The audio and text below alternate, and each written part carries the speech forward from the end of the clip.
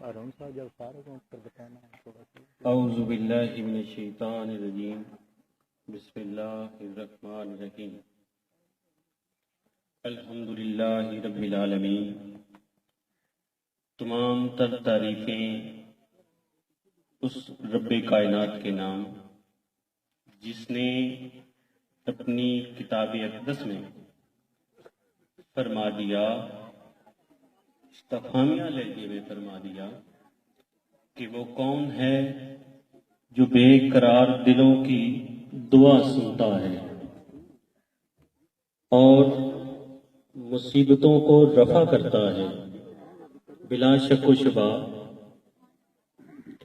وہی خالق ہے، وہی مالک ہے، وہی رازق ہے۔ اور پھر کروڑوں درود و سلام اس ذات پر جن کے واسطے اور وسیلے اور صدقے سے آدم و حوا کی گریہ و زاری اور معافی کو قبولیت ملی، انبیاء کو نبوت ملی، اولیاء کو ولایت ملی اور انسانیت کو ہدایت ملی۔ خیمہ افلاق کا استادہ اسی نام سے ہے، نبض ہستی تپشا مادہ اسی نام سے ہے۔ میرے انتہائی معزز محترم رئیس مدرسہ جناب محترم اعجاز صاحب، معلمین و مدرسین مدرسہ ہزار، ریش ویلفیئر ٹرسٹ کے کارکنان، نمائندگان اور منتظمین، اور انتہائی محترم و مکرم اہلیان علاقہ، میری بہنوں، میرے بھائیوں، السلام علیکم ورحمۃ اللہ وبرکاتہ۔ جب انسان کو جنت سے نکال کر دنیا میں بھیجا گیا، پرتعیش زندگی سے ایک دم سے مشکل حالات کا سامنا کرنا پڑا، انسان محرومیوں کا شکار ہوا تو محرومیوں کو مثبت لیا اور اپنے لیے بہتری کی طرف تبدو اور کوشش کرنی شروع کر دی۔ پہلے پیر پتوں سے جسم کو ڈھانپا، پھل کھائے، پھلوں پہ گزارا رہا، بہت مشکلات رہیں، پھر گریجولی اپنی محرومیوں کو، ناکامیوں کو مثبت لیا اور آہستہ آہستہ کرتے کرتے آج پھر پرتعیش زندگی کی طرف لوٹ آیا ہے۔ اپنی محرومیوں سے مایوس نہیں ہوا بلکہ اسے مثبت لیا۔ تحریک یا موٹیویشن تبھی شروع ہوتی ہے جب انسان پین لیتا ہے، درد لیتا ہے۔ جب انسان چل چل کے تھک گیا نا تو گاڑیاں ایجاد کر لی، بیماریوں کا سامنا رہا تو اسپتال بنا لیے۔ اور زندہ قومیں وہی قومیں ہوتی ہیں جو اپنی قوم کو تحریک دیتی ہیں، بہتری کی طرف موٹیویٹ کرتی ہیں۔ ایک غیر ملکی میں ایڈ دیکھ رہا تھا، اس میں ہوتا یوں ہے کہ ایک روڈ پہ ایک درخت گر جاتا ہے، اشتہار ٹی وی کا اشتہار کی ذکر کر رہا ہوں، غیر ملکی، روڈ بلاک ہو جاتا ہے، گاڑیاں رک جاتی ہیں۔ لکیلی ایک پولیٹیشین کی جو گاڑی ہے وہ اس درخت کی دوسری طرف کھڑی ہوتی ہے اور درخت نے روڈ کو بلاک کیا ہوا۔ بہت سی گاڑیاں اسی طرح کھڑی ہیں، انتظار میں ہے کہ درخت ہٹے اور ہم رستہ کھلے اور ہم جائیں۔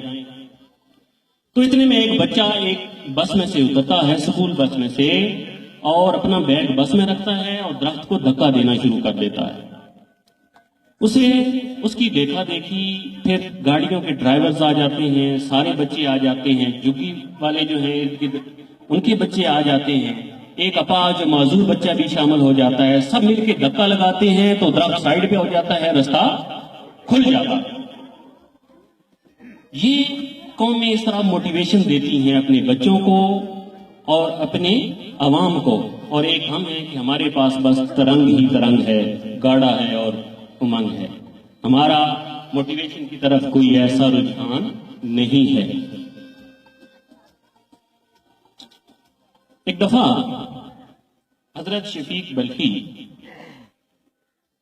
وہ حضرت ابراہیم بن ادم سے مسجد میں ملے اور فرمایا کہ میں جا رہا ہوں، سفر کا ارادہ کر رہا ہوں، تجارتی سفر کا، تاکہ کچھ پیسے کما سکوں، اپنے حالات بہتر کر سکوں۔ تو اجازت طلب کی، بتا دیا، رخصت لی، چلے گئے۔ تو کچھ دنوں بعد دوبارہ ابراہیم بن ادم نے مسجد میں حضرت شفیق بلخی کو دیکھا اور پوچھا کہ آپ تو چلے گئے تھے، آپ نے تو سفر تجارت کرنا تھا، تو واپس کیوں آ گئے ہیں، کیا وجہ ہے؟ تو انہوں نے کہا کہ راستے میں ایک واقعہ ایسا ہوا جسے دیکھ کر میں واپس آ گیا۔ واقعے کا حال کچھ یوں بیان کیا کہ میں راستے میں جا رہا تھا، میں تھک ہار کے ایک جگہ بیٹھا تو دیکھا کہ ایک معذور چڑیا بیٹھی ہے اور ایک اوپر صحت مند چڑیا اڑ رہی تھی، اس کی چونچ میں کیڑا تھا، اس نے اپنا خوراک اٹھائی ہوئی تھی، خوراک کا کچھ حصہ گرا اور معذور چڑیا نے وہ کھا لیا۔ تو میرے ذہن میں یہ آیا کہ رازق تو رب ہے، رازق تو رب ہے، وہ تو معذور چڑیا کو بھی رزق دیتا ہے۔ یہی سوچ کے میں واپس آ گیا۔ تو حضرت ابراہیم بن ادم نے پتہ ہے کیا فرمایا آگے سے؟ کہا کہ شفیق بلخی، تو نے اس معذور چڑیا کو ہی کیوں دیکھا، اس سے منفی تحریک کیوں لی؟ تو نے اس چڑیا جیسا بننا کیوں نہیں چاہا جو خود بھی اپنی طاقت سے اپنا رزق اس نے تلاش کیا اور ایک معذور چڑیا کو بھی یہ رزق دے رہی تھی، اس کا بھی سبب بنی۔ تو ہمیشہ مثبت چیز سے تحریک لیں، ہمیشہ مثبت چیز سے تحریک لیں۔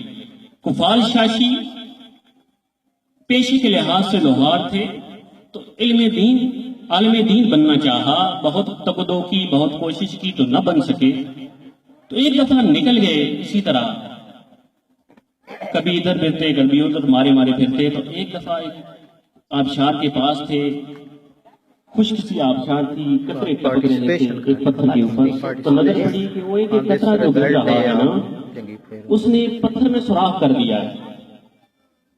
تو ان کا حوصلہ اسے دیکھ کر اس سے مثبت تحریک لی کہ ایک ایک قطرہ اس پتھر میں سوراخ اگر کر سکتا ہے تو اگر میں بھی تھوڑا تھوڑا علم حاصل کرنا شروع کر دوں تو ایک دن عالم بن جاؤں گا۔ پھر اس قطرے سے انسپائریشن لی اور 30 سال تک علم حاصل کرتے رہے، اور پھر حضرت کفال شاشی رحمت اللہ علیہ بنے۔ پھر ان کا یہ عالم تھا کہ جس ملک میں بھی جاتے اس کے ملک کے باسی جو ہیں وہ فخر محسوس کرتے کہ کفال شاشی یہاں پہ پارٹیسپیشن۔ جناب والا،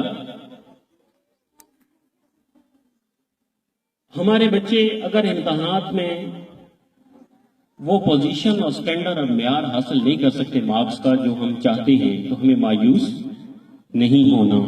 بات کرنے کا مقصد یہ ہے ان محرومیوں کو، ان ناکامیوں کو، ان کم نمبروں سے مایوس نہیں ہونا، بلکہ انہیں مثبت رویے سے دیکھنا ہے اور ان کو بنیاد بنا کے آگے بہتری لانے کی کوشش اور تگودو اور صحیح کرنی ہے۔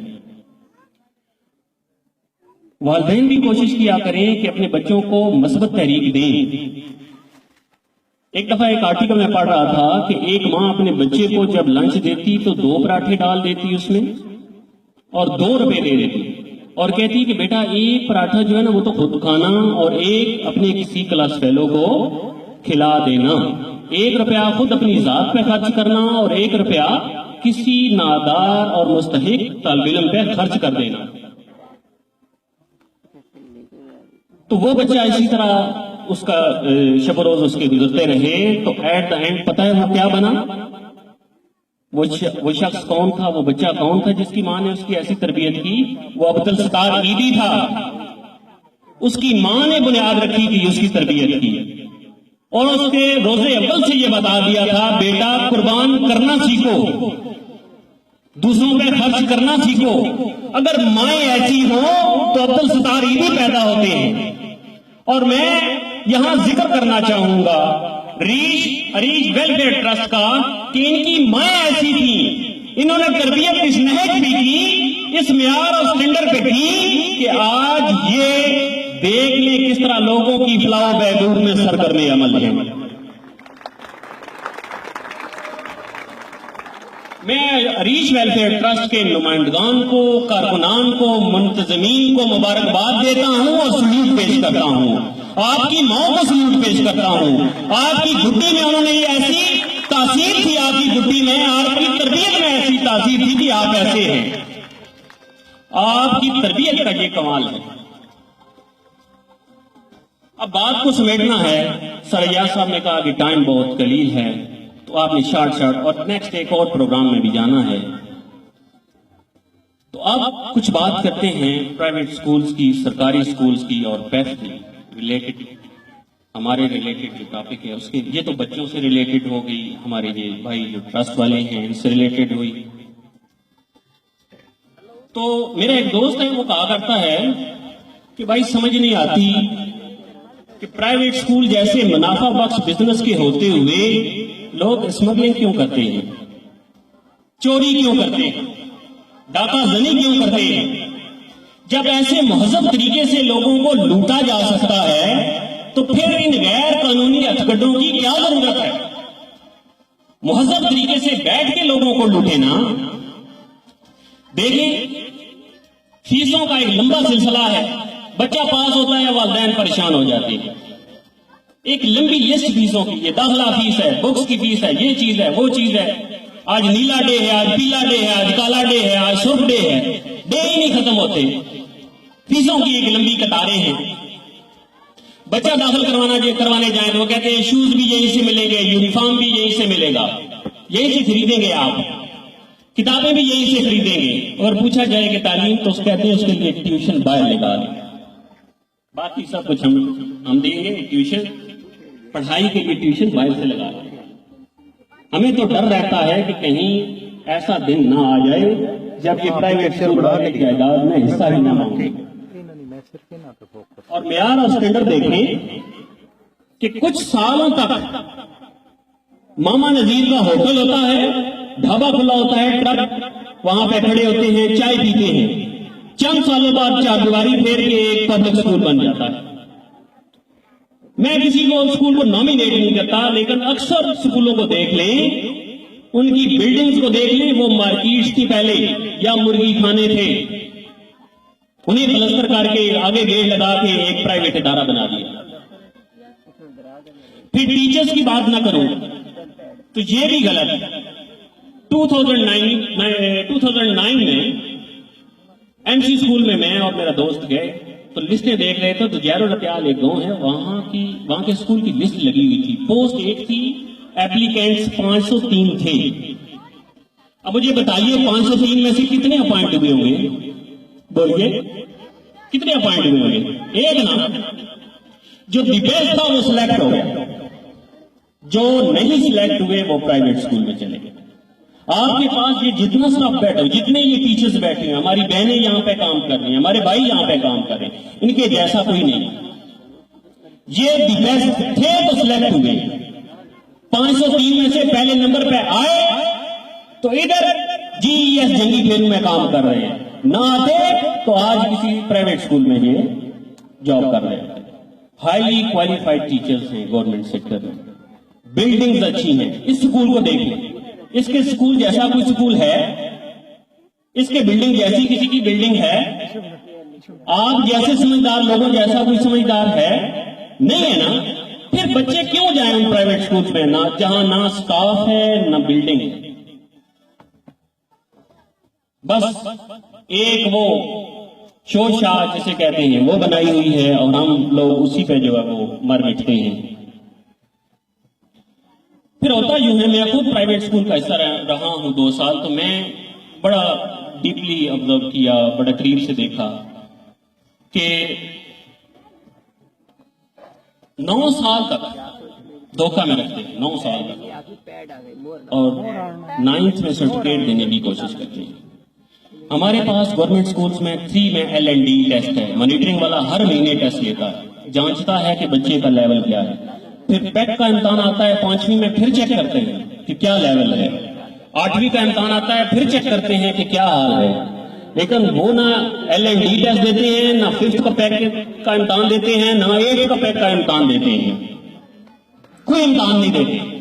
اور 9th میں جب بچہ پہنچتا ہے تو آپ کو آفس میں بلاتے ہیں، ایک گلاس ٹھنڈا پانی پلا کے کہتے ہیں بھائی آپ کا بڑا لحاظ تھا، ہم نے آپ کو مایوس نہیں کیا، یہاں تک لے آئے ہیں تو 9th میں اب کمزور ہے آپ کا بچہ، ہمارے بچوں کے ساتھ چل نہیں سکتا، تو برائے مہربانی یہ سرٹیفکیٹ لے جائیں۔ پھر ایسے بچے گورنمنٹ سکولز میں آتے ہیں اور پھر ان کی بیس بنانا پڑتی ہے، کچھ کی بنتی ہے کچھ کی نہیں بن سکتی، تو 9 سال تک ڈوکرے میں رکھتے ہیں۔ تو برائے کرم ان سے بچیں، اپنے آپ کو ان سے بچانے کی کوشش کریں۔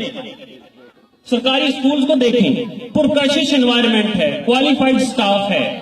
اگر ہائی سکول کو دیکھیں، جی ایچ ایس جاتی کو ہی لے لیں، کمپیوٹر لیب وہاں پہ، سائنس کی لیبارٹری وہاں پہ، کمپیوٹر لیب میں 25 کمپیوٹر پڑے ہوئے، پروجیکٹر لگا ہوا ہے، قالینیں بچھی ہوئی ہیں، اے سی لگا ہوا ہے۔ ایک دن میں گیا تو عدنان اشرف صاحب ہمارے آئی ٹی ٹیچر وہ بچوں کو پڑھا رہے تھے، تو میں نے کہا کہ عدنان اشرف صاحب مجھے چٹکی تو کاٹیں کہ مجھے یقین آئے کہ میں پاکستان میں ہی کھڑا ہوں۔ ایسا بہترین انوائرمنٹ، ای لرننگ ہو رہی ہے، لگتا ہے کہ کسی یو کے اسکول میں کھڑا ہو۔ تو کہتے ہیں بھائی یہ گورنمنٹ آف پنجاب جو ہے یہ ورک کر رہی ہے اسکولوں کو اپلفٹ کرنے کے لیے۔ اب وہ والے اسکول نہیں رہے، اب گرانٹیں آتی ہیں، چیک اینڈ بیلنس ہوتا ہے، مانیٹرنگ ٹیمیں آتی ہیں، LND ہوتے ہیں، پیک ہوتا ہے، بہت کچھ ہوتا ہے۔ تو ان تمام مراحل سے ہم گزرتے ہیں تو سٹینڈرڈ اپ رکھنا مجبوری بھی ہے۔ اب ہمارے اسکولوں میں ایک زبردست قسم کا امتزاج بھی ہے، جو پرانے لوگ ہیں ان کا تجربہ ہے اور جو نئے لوگ ہیں ان کی تعلیم ہے، تو تعلیم اور تجربہ جب ملتے ہیں تو شاہکار بنتے ہیں۔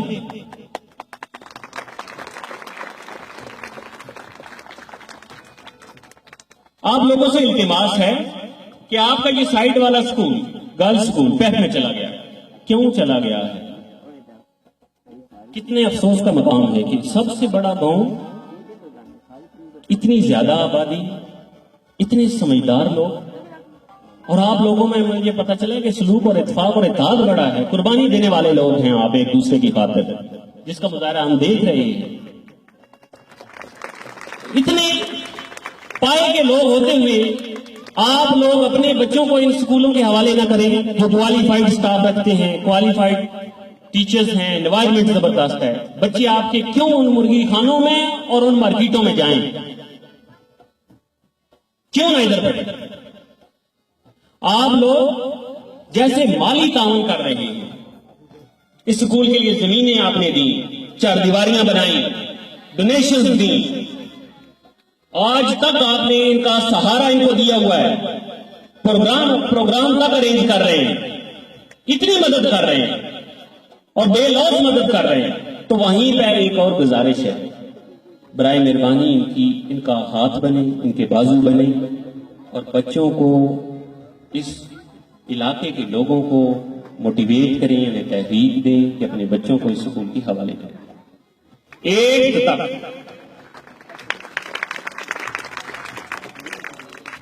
تک اس ادارے جیسا ادارہ کوئی نہیں، ان لوگوں جیسا محنتی کوئی نہیں۔ ابھی سر تنزیل صاحب نے مجھے سارا سکول وزٹ کروایا، ان کا ایک انس ہے، ایک محبت ہے اس سکول کے ساتھ۔ جب چلے تھے تو ذکر شروع ہوا، جب چلے نا جاگلی سے تو یہی باتیں ہوتی رہی کہ سر میں یہاں رہا، پھر یوں کیا، پھر یوں کیا، تو بڑا تفصیلی وزٹ کروایا۔ بہت سے کمروں کے اندر جو چارٹس ہیں ان کی تصاویر ہم نے لی، آئیڈیلائز کیا، آئیڈیا لیا یہاں سے، جا کے اپنے اسکول میں ہم وہ چیزیں لے کے آئیں۔ یہ باغیچہ دکھایا، 4 دیواری دکھائی، گراؤنڈ دکھایا، کلاس روم دکھائے۔ ان کے جیسا کوئی اسکول نہیں ہے، آپ جیسے کوئی کہیں لوگ نہیں ہیں، ان جیسا اسکول نہیں ہے۔